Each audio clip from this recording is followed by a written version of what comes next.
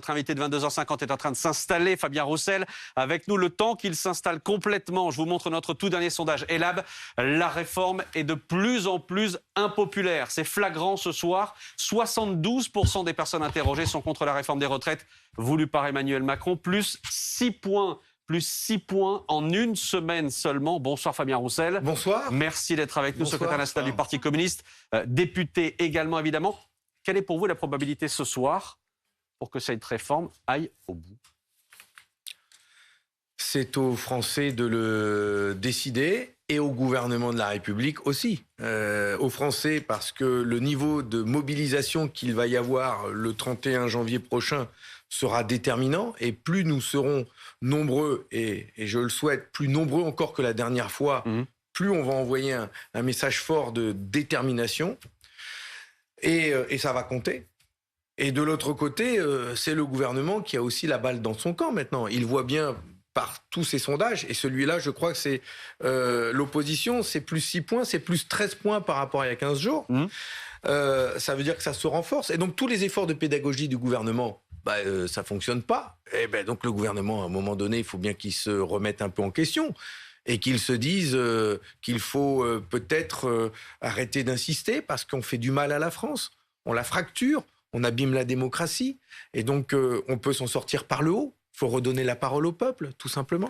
Là, vous allez nous parler du référendum. On va en parler évidemment ce soir avec vous. C'est l'une des idées que vous défendez. Je précise que vous serez interrogé ce soir par Roselyne Bachelot, par Pauline Simonet, mais aussi par Antonin André. Pauline, juste ce sondage dans le détail. Encore une fois, sondage qui est tombé ces dernières heures.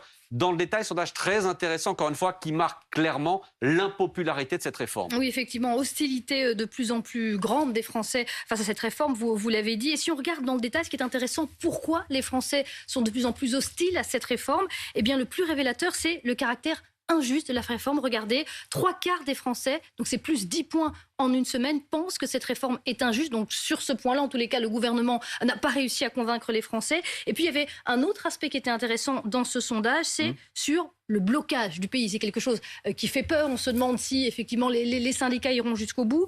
Eh bien, dans cette autre question du sondage, on a demandé aux Français s'ils comprendraient le blocage de la France. Eh bien, 57% des Français disent qu'ils comprendraient le blocage du pays si c'est le seul moyen. C'est un chiffre très significatif. Qu'est-ce qui est en train de se passer, Fabien Roussel, dans la tête des Français? Qu'est-ce qui est en train de se cristalliser depuis quelques jours maintenant? Moi, je peux vous dire ce que j'entends, tout simplement. Dans mes déplacements, chez moi, dans ma circonscription, il y a un ras-le-bol généralisé.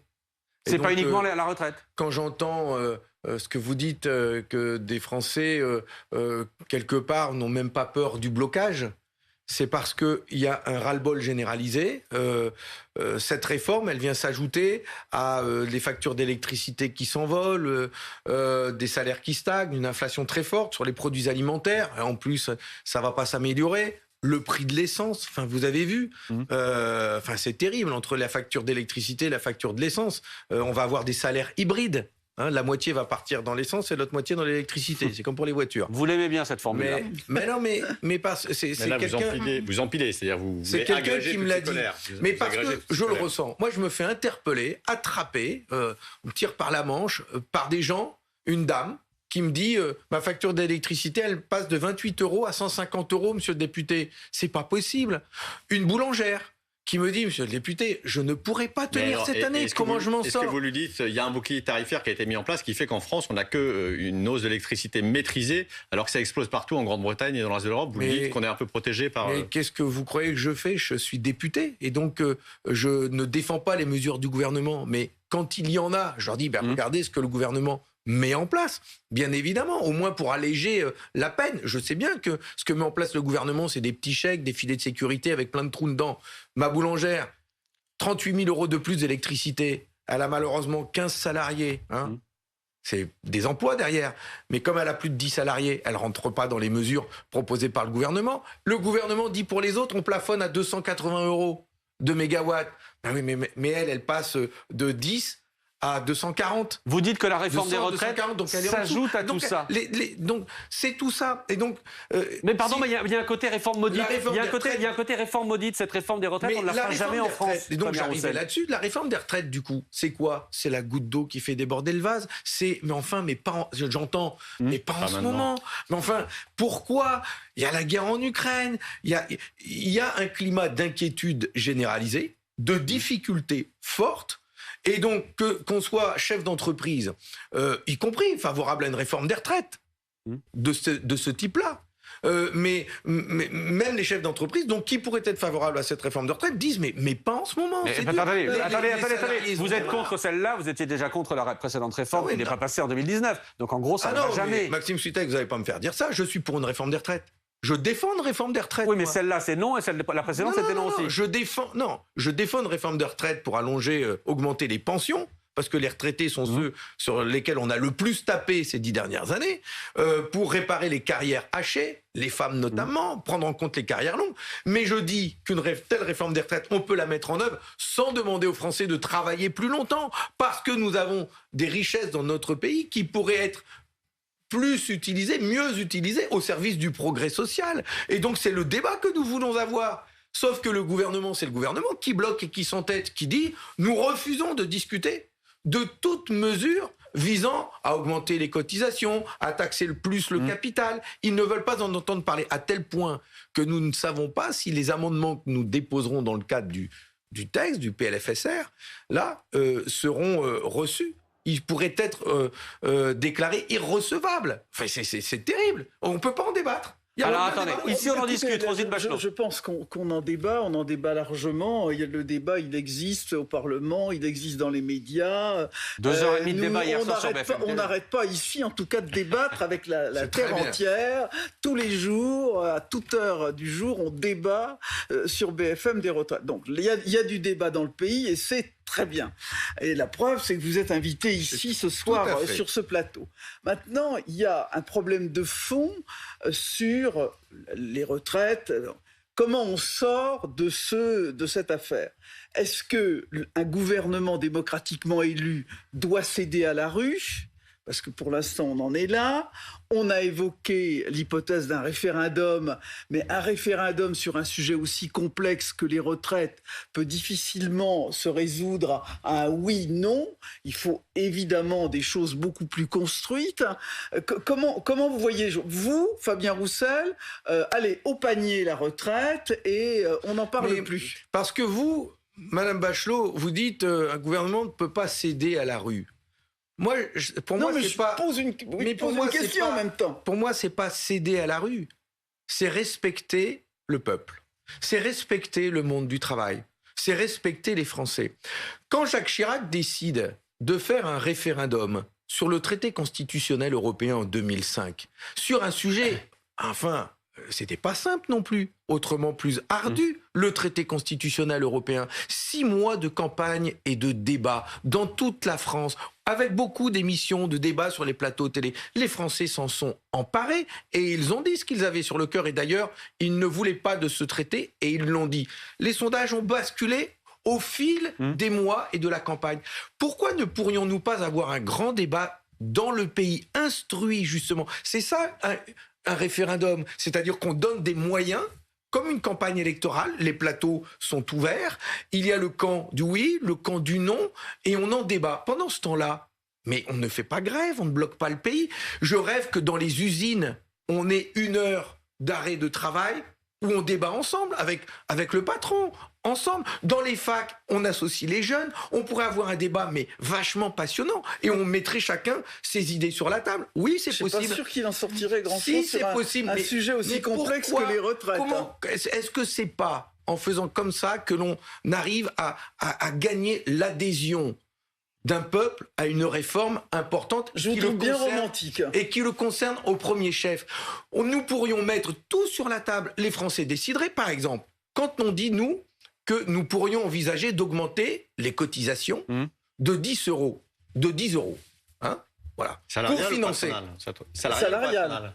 Les deux? De toute façon, c'est la productivité des salariés qui génère les... On peut en débattre. Les deux, que l'employeur, on pourrait même j'ose une proposition du Parti communiste français. Nous, on dit même qu'on pourrait mettre une modulation des cotisations sociales. C'est-à-dire quand l'entreprise distribue beaucoup de dividendes, elle charrie, on va lui augmenter ses cotisations sociales. Par contre, quand elle est vertueuse, elle relocalise, elle fait l'égalité salariale, elle embauche des seniors, elle les maintient dans l'emploi. On peut baisser ses cotisations parce qu'elle est vertueuse. Vous voyez ? On pourrait jouer sur une modulation des cotisations sociales. Bref.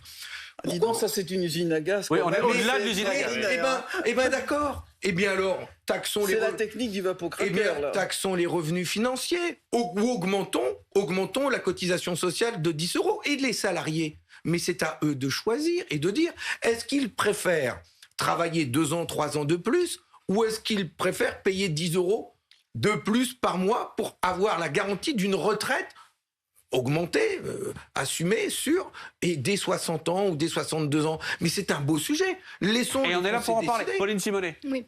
Moi, je voulais vous revenir sur l'agrégation des mécontentements dont vous parliez. Parce que le référendum, le gouvernement a dit non pour l'instant. Le projet de réforme, il veut aller jusqu'au bout. On l'a compris très clairement. Et il passera. Il y a même le 49.3 s'il le faut. Ouais. Donc, il y a le 49.3 au pire. Donc, qu'est-ce que vous allez faire de cette agrégation de mécontentement ? Est-ce que vous n'avez pas peur justement d'avoir mobilisé tous ces gens dans la rue, fait des grèves pour bloquer le pays, et puis rien ne se passe? Mais vous avez raison que c'est inquiétant. Hein. Ce serait très inquiétant que face à une majorité, 3/4 des Français, une grande majorité des Français qui ne veulent pas de cette réforme, et puis qui disent la coupe est pleine, et que le gouvernement s'entête. Et qu'il s'entête, et qui même brutalise le Parlement, 49.3, enfin déjà le 47-1, c'est pas mal, hein, limité à 20 jours, 73 heures. Enfin, on limite le temps de parole, et si, on limite le temps de débat, et si à la fin, le temps de débat. On n'est pas arrivé au bout des débats, et ben ça passe. Ordonnance, voilà. Enfin, ça passera. Enfin, c'est terrible quand même, hein, c'est violent. Bon. Mais dites-moi, mais c'est vachement grave pour la démocratie. Je rappelle les chiffres des dernières échéances présidentielles et législatives. 13 millions d'abstentionnistes à la présidentielle. Oui, mais... Record. Oui, mais... Et 25 millions... On peut pas non, mais 25... On peut pas dire les Français s'abstiennent et ensuite ils sont pas contents des lois que le Parlement vote. S'abstenir, c'est ne pas choisir. Ce que je veux dire, c'est qu'il y a déjà beaucoup de Français qui se détournent des élections, qui se détournent de la politique, disant de toute façon, on vote pas, ça change rien, ils font ce qu'ils veulent, ils n'écoutent pas. Et donc c'est ça qui risque de se passer. Et bien sûr que c'est ma crainte. Ma crainte, c'est que ça renforce encore plus nos concitoyens dans le repli sur soi, dans l'individualisme, en disant mais à quoi ça sert? Et c'est pour ça que j'ai peur pour la démocratie, pour l'avenir de notre pays. Et c'est pour ça que je milite tant de trouver une solution par le haut qui nous permette d'avancer, de décider ensemble et qui réconcilie quelque part. On va parler de ça, Fabien Roussel. On va parler de tout ça ce soir, évidemment. Permettez-moi d'émettre une voix pour sortir de cette crise. Comme disait Roselyne Bachelot, c'est votre côté romantique. Ici, c'est pas l'Angleterre de Margaret Thatcher, la France. D'accord ? Et donc, un gouvernement brutal, avec une main de fer, qui s'entête et qui brutalise comme ça le monde du travail et les Français, eh bien oui, ça m'inquiète pour mon pays. C'est pour ça que je milite autant pour le référendum, qui est pour moi la voie la plus démocratique, la plus pacifique, sur un sujet aussi important qui passionne les Français. Fabien Roussel, je veux justement, Pauline parlait des manifs et des grèves, je veux qu'on parle de ce qui nous attend dans les jours qui viennent, avec cette journée de mobilisation qui est prévue le 31. Mais on le voit bien, les syndicats sont unis contre la réforme. Quand il s'agit de la méthode, des grèves, etc., c'est plus compliqué et on l'a bien senti aujourd'hui. La CGT, avant le 31, avant mardi prochain, dit qu'il faut multiplier les actions. Demain, il y aura des grèves dans les centrales nucléaires et hydrauliques, dans les raffineries. Elle veut aller, la CGT, à la grève reconductible du côté de la SNCF, par exemple. Mais là, Laurent Berger, CFDT, freine des cas de fer. Regardez. Est-ce que quelqu'un dans ce pays découvre qu'on n'est pas toujours d'accord entre la CGT et la CFDT? Non. Qu'on n'a pas toujours les mêmes modalités d'action? Non. Pour autant, là, on est unis pour dire qu'on ne veut pas les 64 ans. Bah, c'est ça qu'il faut souligner. C'est pas le fait que, évidemment, on a des pratiques syndicales qui parfois diffèrent, qui appartiennent à chacun et chacune, mais clairement, aujourd'hui, on est dans une unité syndicale pour dire qu'on ne veut pas des 64 ans. Après, chacun a ses propres modalités d'action. Je le redis, la CFDT, elle ne cautionne pas les coupures de courant, elle n'est pas pour appeler à la grève reconductible dans différents secteurs professionnels. Et pour autant, le 31, on sera ensemble pour dire non à cette réforme. Qu'est-ce que vous leur dites aux syndicats? Déconnez pas, les gars? Ah, surtout pas. Et vous rigolez, non mais... Enfin, vous n'avez rien à leur dire. Bien sûr que si. Je leur dis, dans vos entreprises, dans vos services publics, décidez de vos modes d'action. Décidez vous-même de ce qui vous rassemble le plus, de ce qui vous paraît le plus efficace. Décidez d'avoir un temps de discussion sur cette réforme de retraite, d'aller convaincre, je les invite là, ceux qui sont convaincus, d'aller convaincre ceux qui ne le sont pas encore, d'aller bouger. Parce que si le 31, on n'est pas 2 millions, mais qu'on est 3 millions dans la rue, si, comme j'ai appelé moi, ce que les maires ferment symboliquement leur mairie le 31, pendant les 2-3 heures que dure la manifestation, pour permettre à leurs agents d'aller manifester, et aussi pour que eux expriment leur solidarité. J'appelle ça les maires solidaires de ce mouvement, parce que les maires ont aussi ils ont aussi des problèmes à gérer avec des agents municipaux qui vont souffrir de cette réforme. J'entends bien, mais pardon, mais ma question de départ, c'était qu'est-ce que vous dites ce soir à Laurent Berger, Philippe Martinez, etc., qui, sur la méthode, ne semblent déjà plus d'accord. Oui, mais c'est pas Laurent Berger et Philippe Martinez. C'est le délégué de telle entreprise, qu'il soit CGT, FO, CFDT, UNSA, dans leur entreprise. Mais alors vous êtes plus Martinez ou Berger? Qu'est-ce que vous dites? Oui au blocage? Oui aux grèves reconductibles? Moi, je suis pour les salariés, le monde du travail. Votez en touche. Mais non, pourquoi vous ne répondez pas? Écoutez, moi, dans ma circonscription... S'il y a la grève, parce que là, aujourd'hui, les Français soutiennent, Pauline disait, même les blocages à 57%. Moi, je respecte... Ce qui n'est pas énorme. Mais le risque... C'est important. Dans un sondage, mais il y a quand même un décalage entre ceux qui sont contre la réforme et ceux qui sont pour les blocages. Ils sont avant le blocage. C'est-à-dire que le blocage n'a pas eu lieu. Il y a un questionnement dans le front syndical sur l'idée de ne pas rendre cette grève et cette lutte sociale impopulaire. Et on voit bien que le débat entre la CFDT et la CGT, c'est ça. C'est au fond, est-ce qu'aujourd'hui on peut prendre le risque dans ce pays, vu l'état du pays que vous avez décrit, bloquer le pays, empêcher les gens d'aller travailler et prendre le risque de rendre cette grève impopulaire. C'est ça l'enjeu. D'abord, moi je respecte tous les choix de mobilisation qui sont décidés d'où qu'ils viennent de la CGT, de la CFDT, d'UNSA, de FO. Et dans ma circonscription, je travaille, il y a des entreprises où c'est la CFDT qui est majoritaire, et ils décident ensemble, et je respecte leur choix. Quel que soit le choix. Mais votre conviction... Il n'y a pas de limite dans le type de mode de contestation. Mais vous vous rendez compte que moi, je dirais à certains, mais faites pas ça, personnellement, vous pouvez avoir une idée. Moi, je ne cautionne pas le avoir une idée de ce qui est le meilleur pour le pays. Parce que quand un gouvernement est aussi dur et brutal que celui-là, quels sont les outils, quelles sont les armes, quels sont les outils qu'ont les ouvriers, les salariés pour se défendre? Quand ils sont fonctionnaires dans une mairie, que le maire dit qu'il faut aller travailler, mais non, on va exercer notre droit de grève, monsieur le maire. Il y a la manif, il y a la grève, quand on est ouvrier chez Toyota, quand on est ouvrier chez Alstom, quels sont leurs outils pour se défendre? Eh bien, quels qu'ils soient, moi je les respecte et je les défends. Maintenant, vous m'avez interrogé sur le blocage. Oui. Ce fameux blocage. D'abord, celui qui bloque aujourd'hui, c'est le président de la République. Oui, d'accord. Têtu. Okay. Bon, d'accord. Allez. Oui, mais quand même. Répondez. Oui. Quand même. Bien. Je dis clairement que si je préférerais, moi je préfère que peut-être pendant 2 jours, 3 jours, 4 jours, s'il faut, ça continue, 5 jours, 6 jours. On bloque, on arrête, on montre que nous sommes déterminés et que tant qu'ils n'ont pas retiré leur texte de loi, eh bien nous, on ne bouge pas non plus. Donc le blocage, si le gouvernement, si le président de la République, mais je le dis, moi c'est ma position, je vous réponds, si le président de la République veut le bras de fer, il veut le rapport de force, il veut pas le référendum, il veut pas le débat, il veut le bras de fer, on fait le bras de fer. Et on le fait, le bras de fer.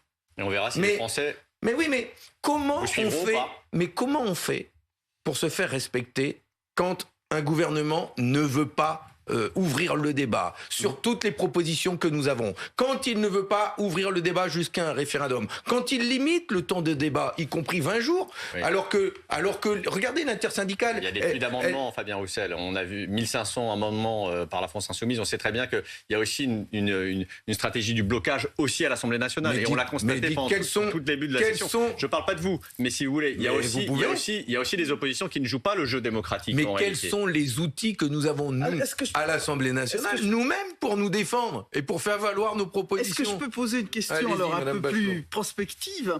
Est-ce que finalement, le débat sur les retraites, c'est pas un débat d'élection présidentielle où on présente un projet que vous manifestiez, c'est une conquête démocratique, il ne s'agit pas de contester cela, mais où on doit présenter un projet architecturé. Finalement, vous avez créé une alliance, même plus qu'une alliance, avec la NUPES. Vous allez présenter un projet aux prochaines élections législatives et présidentielles. On voit des sondages qui vous sont extrêmement favorables et qui pensent que Jean-Luc Mélenchon est un homme fini et que c'est vous qui devriez le remplacer. Alors, je voulais garder ça pour tout à l'heure, cette petite friandise-là. Mais c'est bien de le dire parce qu'effectivement, sondage IFOP ce soir, Fabien Roussel, superstar à gauche. Mais on verra ça tout à l'heure. Je voulais pas vous donner ça tout de suite, mais Roselyne est clémente avec vous. Je vous ai spoilé, mon pauvre Maxime. Pardon. On continue la pommade. Mais alors, cet imbécile m'a coupé. Ah non, je refuse ça. Mon effet. Alors, donc imaginons, je suis président de la République. C'est pas une question. En campagne d'abord. C'est pas une question folklorique, je veux dire. Est-ce que finalement, parce que ce qu'on a du mal à comprendre, c'est le projet précis, le projet politique que vous allez présenter pour conquérir le cœur des Français et finalement faire une réforme des retraites. Parce qu'on a le sentiment quand même que vous avez des idées parcellaires qui sont toutes des dépenses supplémentaires. Alors on est tout à fait d'accord pour votre certains d'entre vous disent même la retraite à 60 ans, on va baisser encore l'âge de la retraite. Il y a toutes sortes de douceurs et de sucreries. On a du mal quand même à voir le projet politique que vous allez représenter dans cette échéance qui va quand même vous permettre, selon vous, de gagner. Avec un homme tel que vous allez séduire les Français. Mais bien sûr, et je pense même que c'est l'occasion aussi pour nous, pour la gauche, pour moi, de montrer que nous avons un projet alternatif, nous avons une autre vision de la France et nous respectons tellement le peuple et la démocratie. Nous, par exemple, nous ne faisons pas des seniors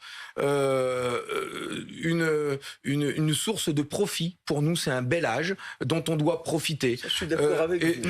Nous ne disons pas que les richesses que nous créons, le travail, est aussi une source de profit. Les richesses que nous créons, elles doivent être mises au service du progrès social. Nous disons que, par exemple... Une fois de plus, vous répondez pas du tout à ma question. Si, je vous dis que nous avons des logiques complètement différentes. C'est-à-dire que le but de la société n'est pas de construire donc des retraites par capitalisation, de faire en... Personne n'en parle, hein. Ah ben, vous rigolez. En mettre la retraite à 64 ans, c'est pousser les gens à capitaliser pour pouvoir partir plus tôt. Vous n'en rencontrez pas autour de vous. Vous n'en rencontrez pas autour de vous ? Non. Là, des gens qui vous disent « Ah mais moi j'irai jamais jusqu'à 64, 65 ans. » Non, mais de toute façon, ça existe pour tout le monde. Je vais mettre même si la retraite est à 60 ans, il y a des gens qui voudront faire des bas de laine. De côté, je vais mettre 50 € par mois de côté, et je vais capitaliser parce que je n'irai pas au bout. Bref, je vais aller plus loin. Ce sont des projets de société complètement différents. Nous nous inscrivons dans un projet de société où nous disons qu'une autre répartition des richesses est possible au service du progrès humain, au service du progrès social, et nous ne voulons pas demander aux Français de travailler plus longtemps. Nous ne voulons pas, dire que... Donc c'est retraite à 60 ans, Fabien Roussel. Ah ben, déjà, nous ne voulons pas l'allonger, l'âge de départ en retraite. Et oui, nous faisons des propositions. Et nous faisons des propositions où nous disons que l'horizon de la retraite à 60 ans est atteignable. Et nous voulons créer... cette trajectoire-là.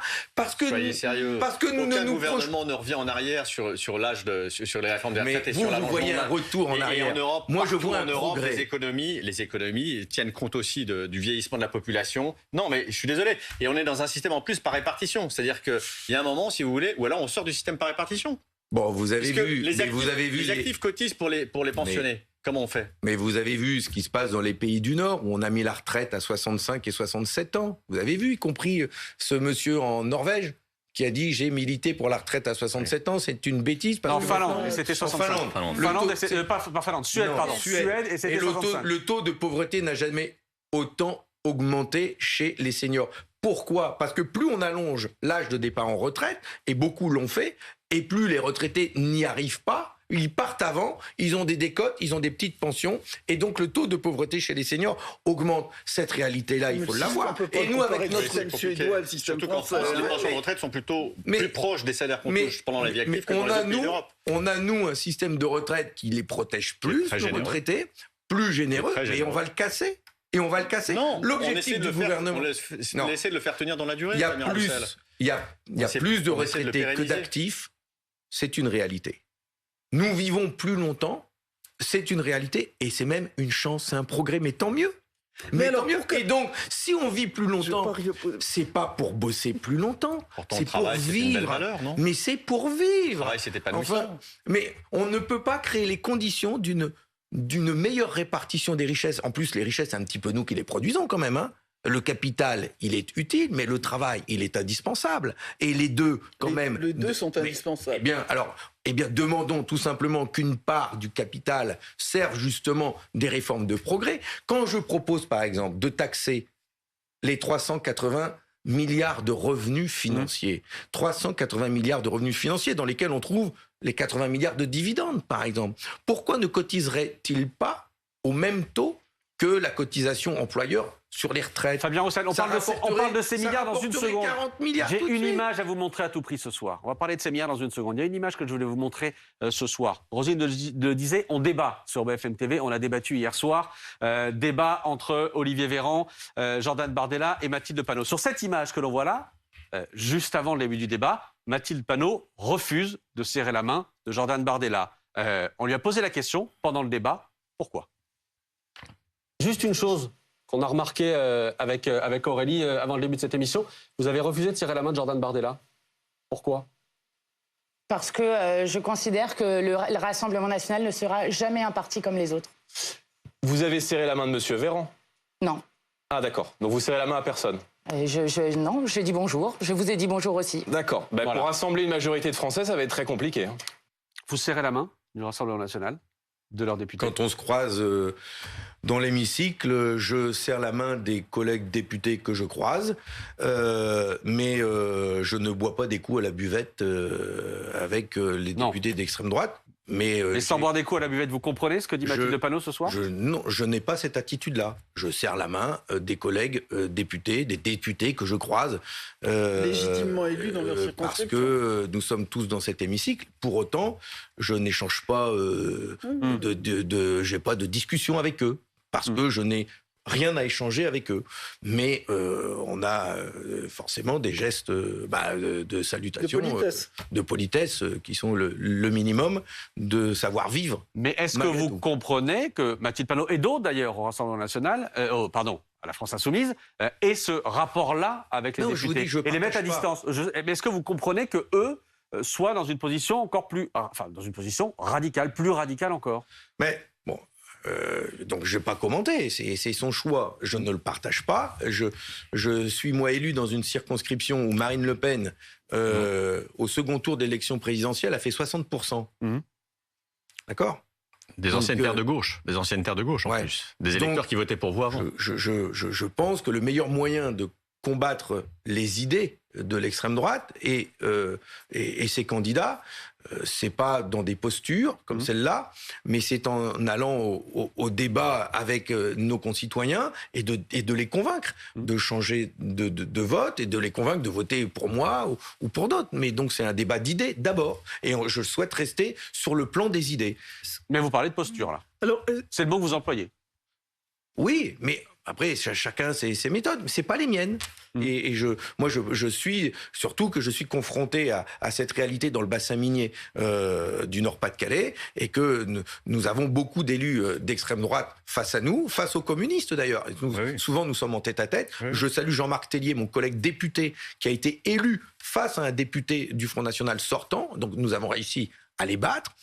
Nous ne les battons pas en refusant de serrer la main. Nous les battons en allant justement chercher des abstentionnistes, en menant des combats. Localement. Pardon, mais vous voyez bien la question que pose cette scène aussi.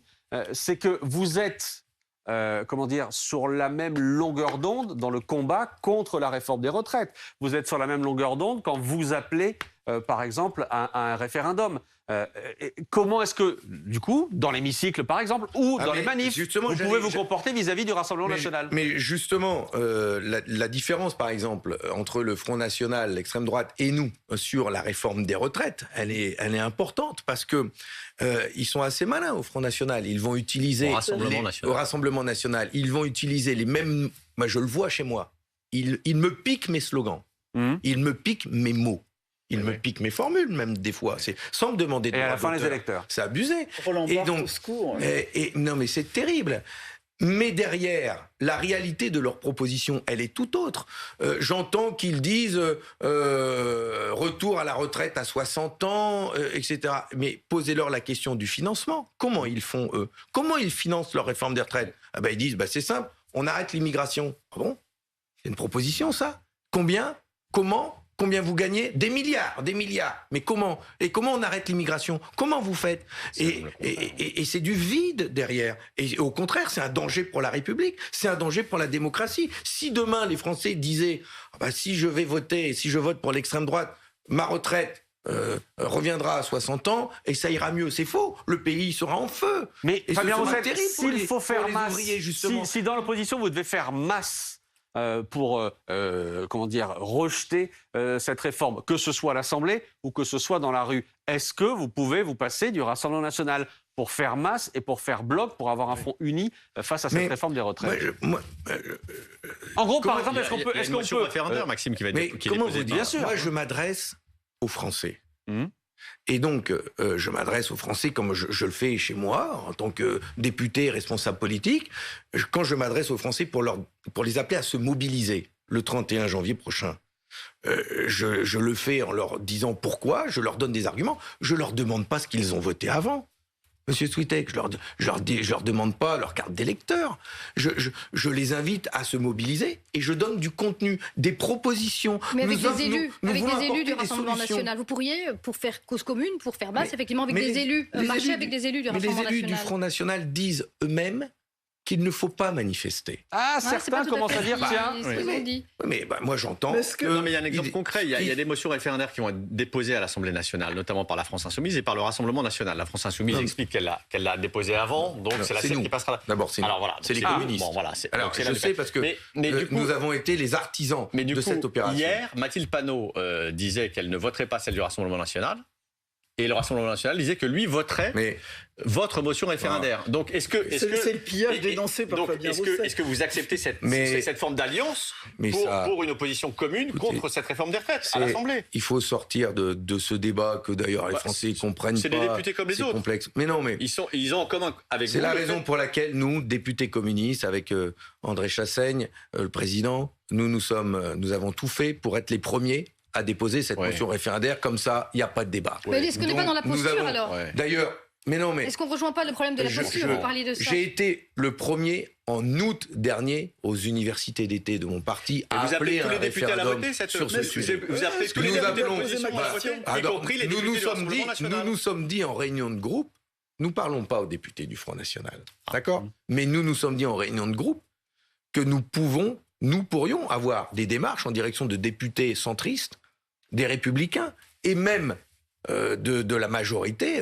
de M. Macron, qui pourraient être sensibles à l'idée qu'il y ait un débat dans le pays. Certains hésitent, certains doutent et de la réforme et de sa brutalité. Et donc chez eux, il pourrait y en avoir qui pourraient voter cette motion référendaire parce que sensibles au débat. Et quand même, mais les ceux qui vont voter, vont la voter. Non, mais ils vont devoir assumer dans leur circonscription vis-à-vis de leur population qu'ils ont voté une réforme sans débat, brutalement, en 20 jours.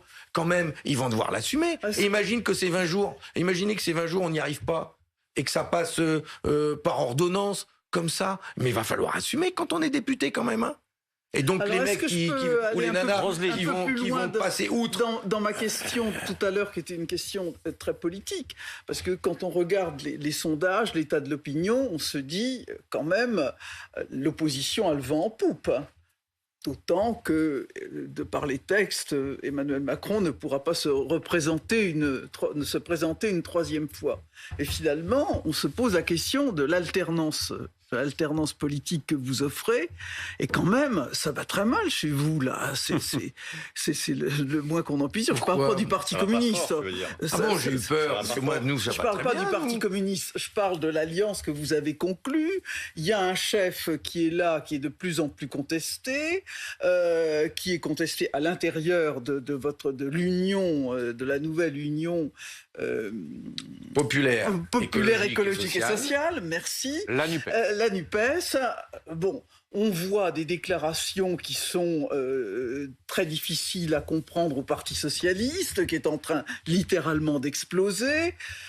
Comment vous... Alors, bon, j'ai bien compris que vous campiez tel l'oiseau, tel le prédateur qui guette sa proie en se disant que vous alliez récupérer les débris qui sont en train de cette union qui est en train d'exploser.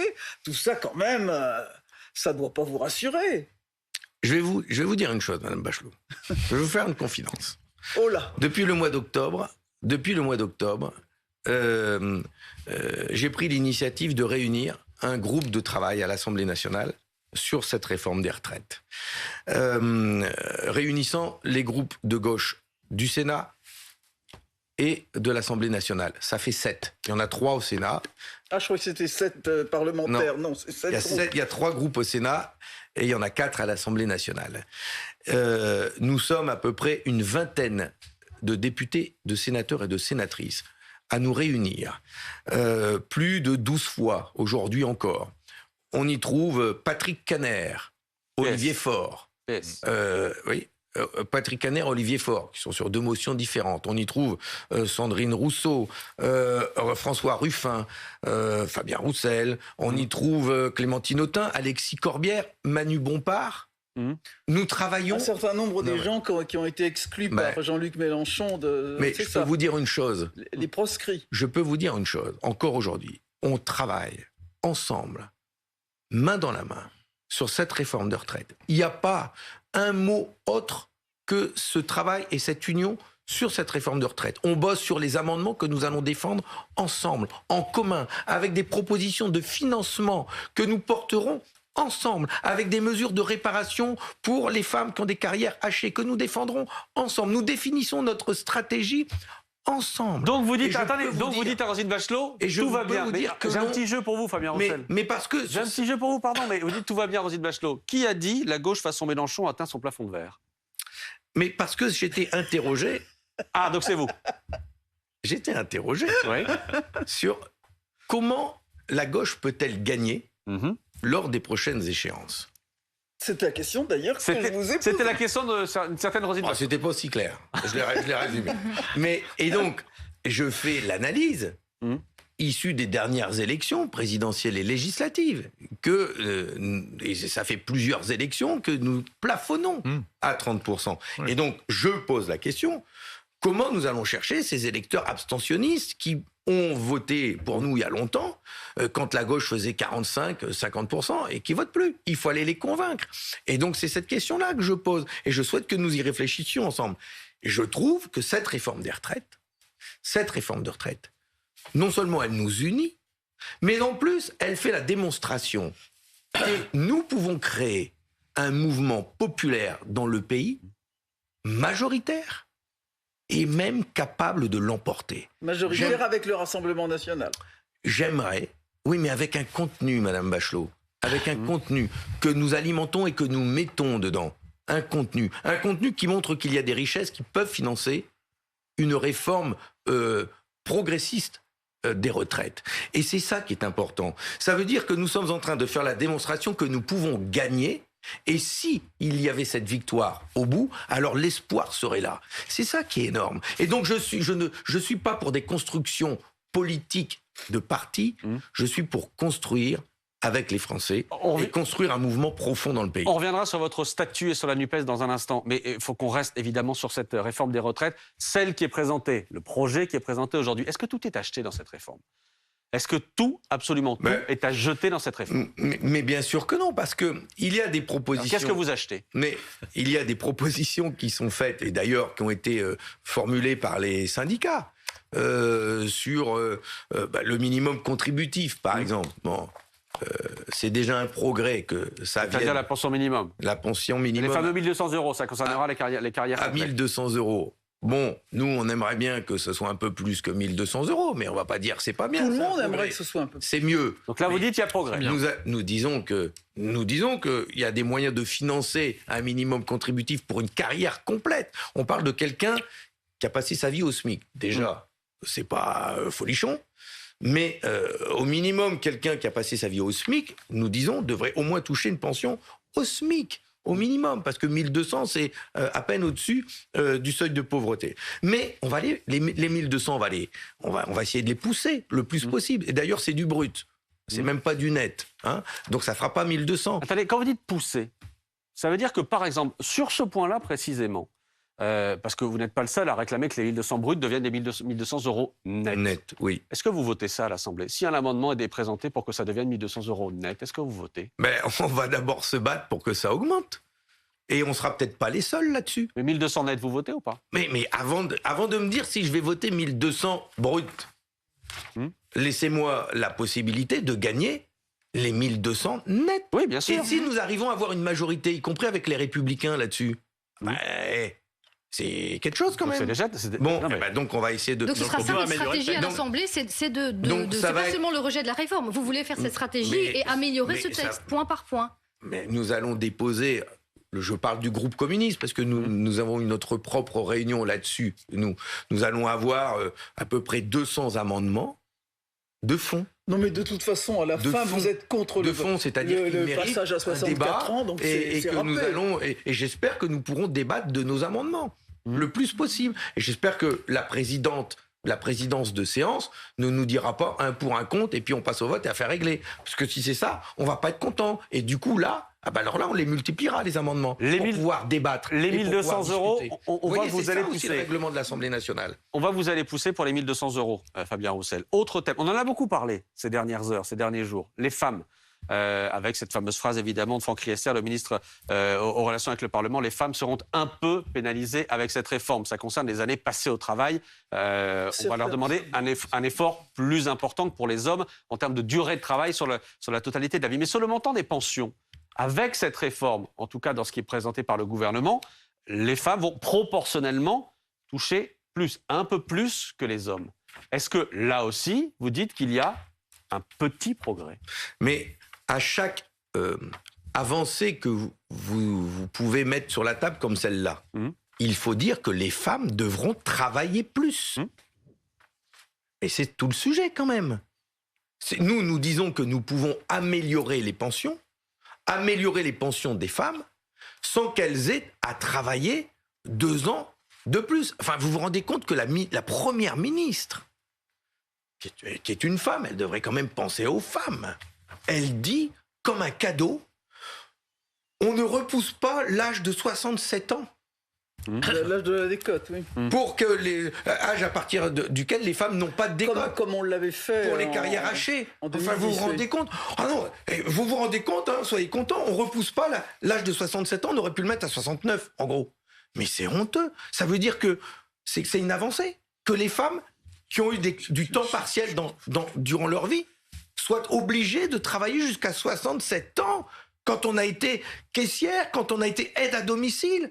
Mais moi, ça me fout les tripes en l'air. C'est insupportable. C'est pas mon projet de société, Madame Bachelot. Vous m'interrogiez sur ce que la gauche porte. C'est justement ça qu'on veut empêcher. Et on veut montrer que la gauche, elle, au pouvoir, demain, ça, elle le répare. C'est terminé. Les femmes ne seront plus obligées de travailler jusqu'à 67 ans pour avoir droit à une pension de misère en plus. C'est une vraie faiblesse dans ce projet de loi. Et d'ailleurs, François Bayrou, qui est un allié du président, vous rejoint sur ce point, puisqu'il dit on ne peut pas corriger réparer à moitié l'indignité de la différence. Mais bien sûr, c'est honteux. Donc les femmes, elles sont beaucoup mobilisées dans la rue, elles-mêmes, pour dire mais ça va pas. Travailler 2 ans de plus.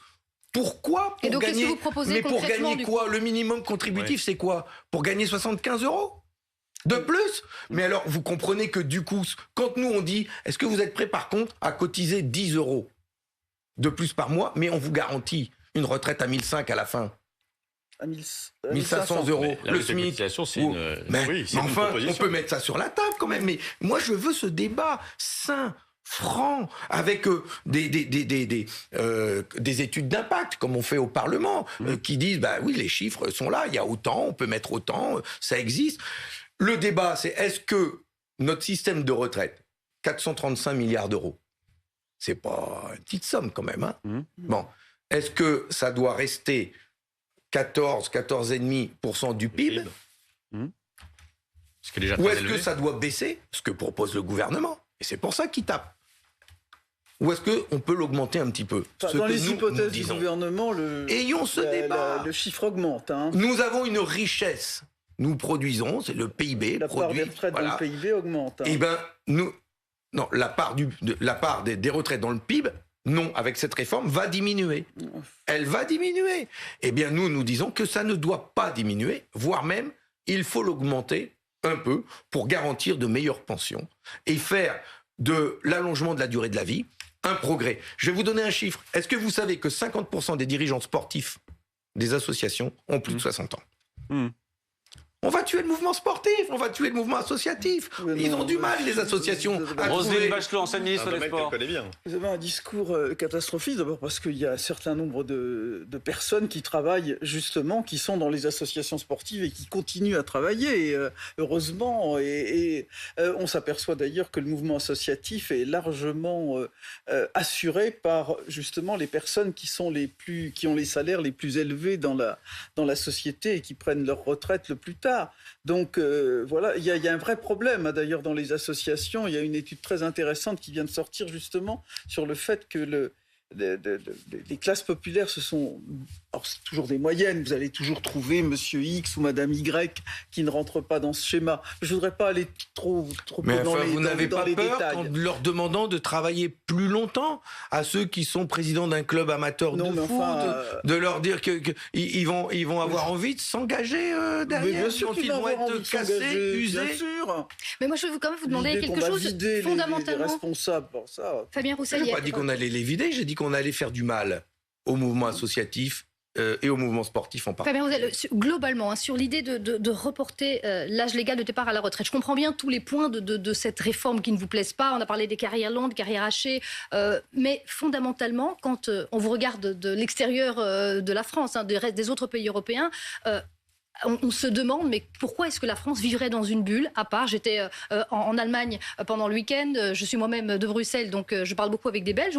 On regarde d'un côté admiratif aussi la France, mais on se dit, mais pourquoi les Français, finalement, travailleraient moins que les autres? Et vous, qui êtes d'ailleurs un des rares à gauche à mettre cette valeur du travail au centre de tout, on peut améliorer les salaires, améliorer les conditions de travail pour les gens qui ne sont pas satisfaits de leur travail, mais pourquoi refuser finalement ce mouvement qui semble se faire partout ailleurs en Europe? D'abord, je ne pense pas que les Français travaillent moins. Nous n'avons pas tous le même rapport au travail, y compris en Europe.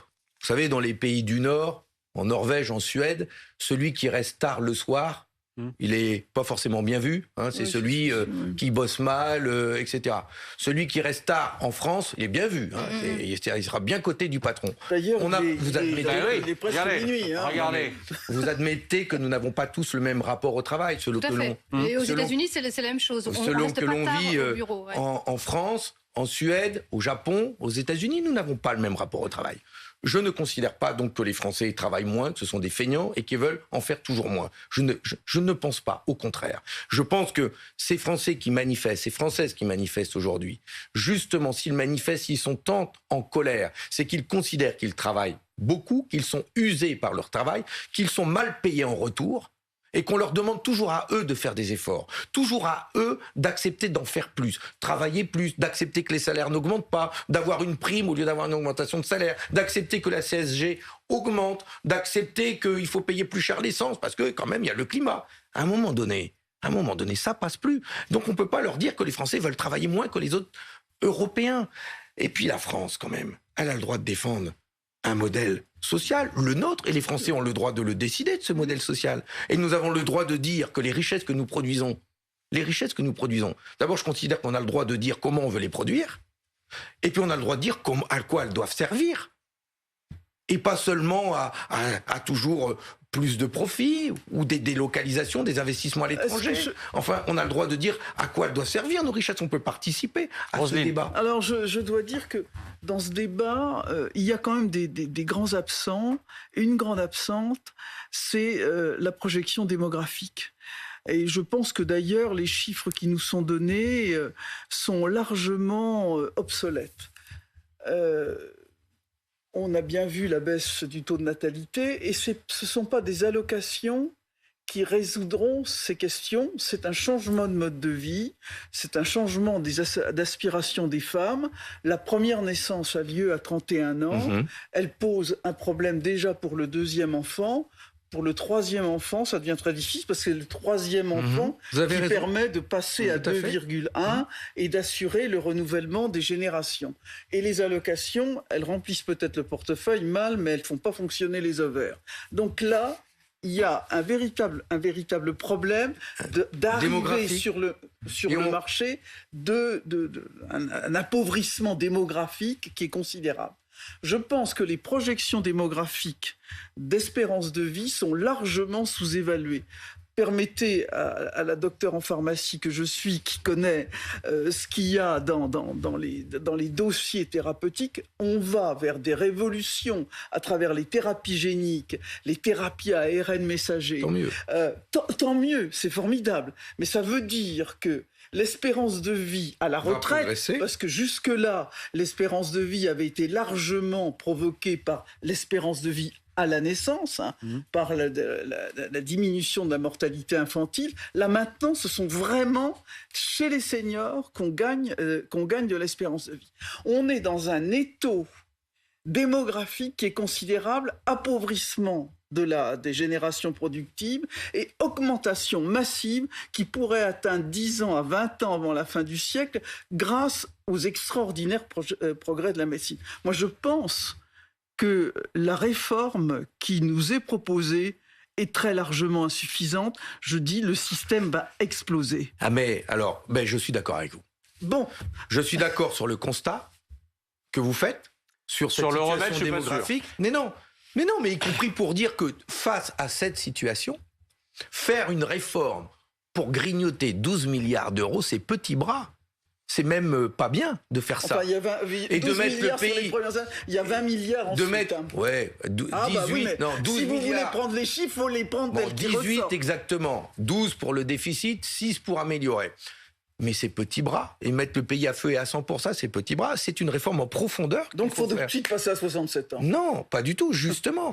Comme il y a cet enjeu démographique que vous soulignez, et vous avez raison, mais ça veut dire qu'il faut revoir le mode de financement de notre protection sociale et donc élargir la participation de nos richesses. Vous dites travailler plus longtemps. Moi, je dis plus de contribution de nos richesses pour justement faire face à ce défi. Par exemple, comment vous allez chercher les milliardaires. Je me dirais que si les milliardaires pouvaient participer un petit peu, c'est peut-être pas plus mal que de demander à l'ouvrier de participer vous cassez le régime par répartition. Et donc, mais non, mais parce que... Si. Mais non, je ne casse pas le régime. Si ce ne sont plus les cotisants qui payent pour les retraités, c'est que vous n'êtes plus dans un système par répartition. Le système de financement de notre protection sociale repose essentiellement sur le travail. Élargissons-le. C'est le but de la répartition que vous défendez. Élargissons-le au capital. C'est pas un gros mot de dire que le capital. Ah non, mais c'est pas un gros mot, mais vous changez de système. Et donc, c'est la différence certainement entre la droite et la gauche, mais laissez les Français trancher ce débat. Il y a une question de compétitivité après, ça peut avoir un impact sur l'emploi. Le chômage a fortement baissé, notamment pour cette politique de compétitivité. Donc, ce que vous gagnez d'un côté, vous pouvez aussi le perdre de l'autre. Mettons tout sur la table.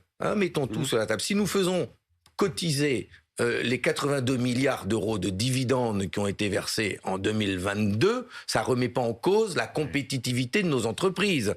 Ce sont des dividendes. Peut-être moins de grands groupes. Donc quand je dis que nous pourrions envisager de faire, et peut-être, s'il vous plaît, madame, monsieur, cotiser un petit peu le capital, excusez-moi de mettre cette proposition sur la table, mais face aux défis démographiques que nous avons devant nous, on ne peut pas être petit bras. Et donc, on ne peut pas non plus demander tout le temps aux ouvriers, bosser plus. Les métallos, les fonctionnaires, bande de... au boulot. Puis nous, on va continuer à aller au jackpot et au casino, prendre les pépettes. Antonin vient de dire les conducteurs de la RATP. À un moment donné, on peut dire... Stop, on va partager. Est-ce que vous ne considérez pas que justement il y a aussi une injustice qui est réparée par cette réforme, qui est quand même, depuis le temps qu'on en parle, la suppression des régimes spéciaux? Parce que c'est quand même, ça coûte 6 milliards d'euros, c'est une paille, vous me direz. Mais en gros, c'est ce qui permet à 37 régimes différents d'être privilégiés par rapport aux autres Français. Qu'un conducteur de la RATP puisse partir à 55 ans aujourd'hui, que chez EDF, on puisse partir à 57 ans, 52 ans chez EDF. Est-ce que vous comprenez ça aussi, que ça puisse être insupportable je trouve, dans la crise économique qu'on traverse, et de voir certains concitoyens qui... Je trouve absolument insupportable qu'il y ait de telles inégalités entre des chauffeurs de bus. Et ces régimes spéciaux que vous appelez spéciaux, je les appelle des régimes pionniers. Oui. Pionniers. Et donc, je suis pour... Donc vous voulez descendre en dessous Donc de je suis 60 pour ans. des mesures... Les temps ont changé, monsieur Roussel. Allez-y, Fabien Roussel. Allez-y. Puisque nous allons la faire lors du débat sur les retraites. Ça concerne peu de monde. Ça concerne des métiers difficiles. Et ça concerne des métiers où on a du mal à recruter. À force de taper sur les régimes spéciaux, que j'appelle pionniers, on ne recrute plus à la RATP. D'accord ? Bien. Moi, nous proposons que ces régimes pionniers soient étendus à tous les chauffeurs de bus et de métro de France et qu'on rende de nouveau attractifs ces métiers, mais qu'on les rende attractifs. Mais 6 milliards d'euros. Hein. Mais parlons et vous voulez pépette, l'étendre. parlons flouze, pognon, blé, oseille, mettons tout sur la table. Allons-y. Quelles sont les richesses que nous créons dans notre pays ? Quelle est la part que nous mettons au service de l'être humain ? De nous, d'être heureux au travail, épanoui au travail, de notre retraite, profiter de nos enfants, devenir président de club de sport. Parlons de ça tranquillement, sereinement, sans se battre. Mais parlons-en et décidons ensemble. Mais moi, je suis pour avoir ce débat au fond. Mais on a des problèmes de recrutement dans toutes les entreprises. Et vous voulez leur dire... Bossez plus, bande de privilégiés. On n'a pas dit ça. On n'a pas dit ça non plus. Non, mais vous les traitez. Faut pas caricaturer Vous les nos traitez. propos. Ça peut être perçu Et nos comme tel. questions. Mais vous les traitez. Vous dites régimes spéciaux, privilégiés. Vous allez C'est comme faire... ça qu'on les appelle. Eh ben, changeons de nom. Disons que ce sont des régimes pionniers. Ils sont en avance. Ils sont en Non, ils avance. sont antédiluviens, vous voulez dire. Hein, oui, pourquoi ils sont mais antédiluviens. qu'est-ce Ils que ont vous été dites mis du ensemble, régime bien. Alors, et les régimes C'est des régimes policiers hérités du passé. et les régimes des Dans policiers lesquels c'est des régimes hérités du passé, à des époques Mais- où ces métiers-là étaient très différents de ce qu'ils sont Mais aujourd'hui. pourquoi on tape- Fabien Roussel. pourquoi on Et tape donc, sur il les faut aussi agents de la tenir compte RATP l'évolution. Il faut aussi tenir pas compte de sur les l'évolution des policiers. conditions de travail. Moi, je suis pour maintenir le régime de nos gardiens de la paix, de nos forces de l'ordre, et de l'étendre à tous les agents de sécurité du privé. Mais, Donc, mais vous êtes avec pour- votre système, vous n'êtes plus à la retraite à 60 ans. mais madame- vous êtes globalement, mais parce que quand vous réintégrez des catégories sociales aussi importantes, vous allez faire baisser la retraite vers 55, 56 Mais vous en ans. avez pas entendu, vous ? Des gens qui travaillent dans le bâtiment ou dans des usines Ah non, mais- qui vous non, mais disent vous nous faites je n'irai toujours- pas jusqu'à 60 ans. Vous nous faites toujours ce débat. non, mais bien vous n'en sûr, entendez pas. Vous auriez le monopole du cœur à écouter les gens. Moi aussi, je les écoute, mais je Vous je les écoutez, comprends. mais vous vous asseyez dessus quand même. Mais qu'est-ce que c'est que cette basse attaque personnelle?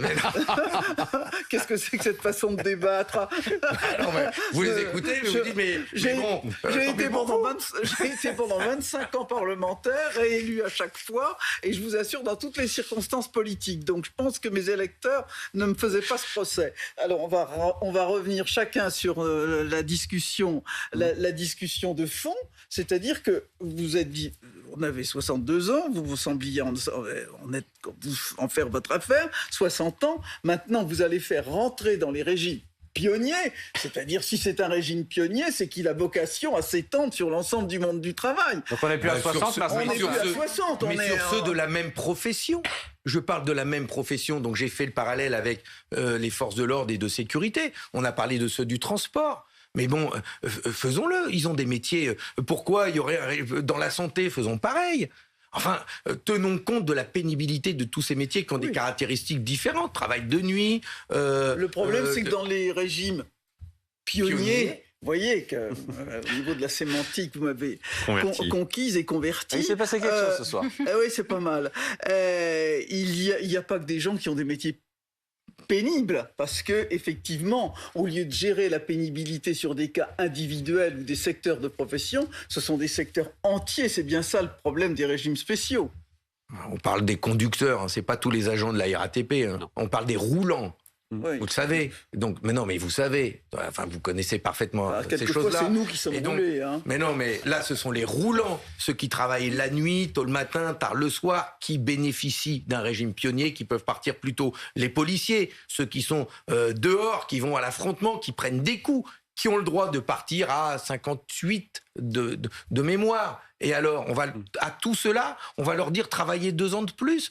Moi, je ne suis pas pour ça. Je suis pour leur garantir leur droit à la retraite aujourd'hui et à l'élargir à tous ceux qui exercent les mêmes pénibilités dans leur métier. Fabien Roussel, une chose à vous montrer encore ce soir. Regardez, sondage, vous l'avez vu, sondage match. J'en ai entendu parler. Le sondage IFOP pour Paris Match. Les Français préfèrent Fabien Roussel à Jean-Luc Mélenchon. Avec une belle photo. On a les chiffres parce que... Mélenchon aurait dit des pudeurs de gazelle. Attendez, parce que Match vous met tous les deux, Roussel et Mélenchon, parmi les leaders de la gauche, clairement, pour les Français, tous les deux. Mais Match et l'IFOP ont imaginé un duel entre vous deux. Mélenchon face à Roussel. Alors là... Fabien Roussel, 54%. 54% des personnes interrogées préfèrent Fabien Roussel. 30% Jean-Luc Mélenchon. C'est grisant. Combien pour Jean-Luc Mélenchon ? 30. Et moi ? 54. Ben, vous imaginez si on s'additionne ? On fait un carton. Alors. Vous nous avez dit tout à l'heure qu'il y avait un plafond de verre, que les additions avaient atteint leur plafond de verre. Et bien là, on l'explose.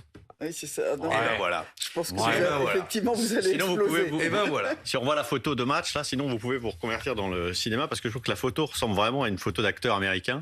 Et vous avez un peu un côté acteur, comédien qui est assez. Vous voyez que cette photo, elle a été prise à l'insu de mon plein gré. Hein, comment dire. Mais quand même, à mon avis, il y a quelques années. Vous avez une tête d'acteur. Quand même, 54%. Ça valide pour vous le fait. Qu'est-ce que vous dites ? Effectivement, Jean-Luc Mélenchon a fait son temps. Place à Roussel. Non.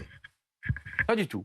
Non, je dis pas ça. Vous ne vous dites pas ça du tout. Je dis pas ça parce que je reconnais les talents de Jean-Luc Mélenchon. On va avoir à nouveau un numéro de langue de bois, là. Non, parce que c'est terminé. Mais non, je l'ai déjà dit, ça. Je reconnais ses talents et qui les reconnaîtrait pas. Il a fait 22% et pas moi, les élections présidentielles. Mais par contre, je continue de dire que nous additionner en respectant nos différences, c'est la meilleure chance que la gauche l'emporte demain. Merci Fabien Roussel d'avoir été en direct avec nous ce soir dans 22h max.